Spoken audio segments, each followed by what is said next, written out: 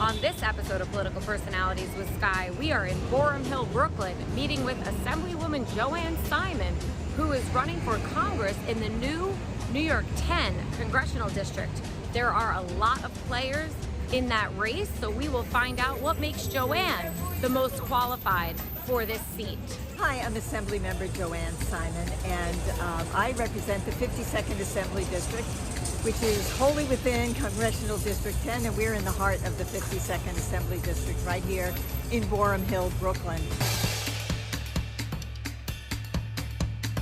I'm running because I know this district. I've worked as a community leader in almost every neighborhood in Brooklyn and in real deep community work.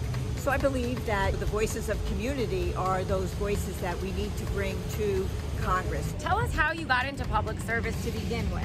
I never expected to be in politics. I ran a disability civil rights practice for many years.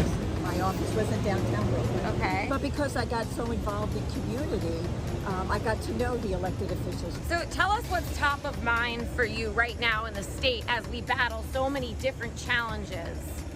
Well, you know, always top of mind is what are we doing to help families, to help small businesses sustain? How are we helping people with housing, with food, and with health care? One of the things I have also done and passed is a bill that would limit the importation of exotic species and illegal species to the state, because viruses are transferring across species because of deforestation, loss of habitat. But that's sort of looking forward thinking, right? Right. That we need to do those kinds of things because It's like prevention. It's prevention. And so we need to respond, but we need to just not be in a crisis response position. All the time. We need to also be anticipating what might be coming next and how can we address those issues now. Sometimes it's hard for voters right now to grasp the impact of these problems on the future. How do we get people to care right now? Well, I think we need to do public education. We need to keep talking about these issues. And the other thing, of course, is that to be accessible as a legislator. I'm probably the most accessible legislator you'll find. And listen to their concerns. Listening to communities' concerns, that's how we develop legislation. And it's how we are able to respond as advocates for those issues. What makes you the best candidate in the race for NY-10, which is a big competitive race?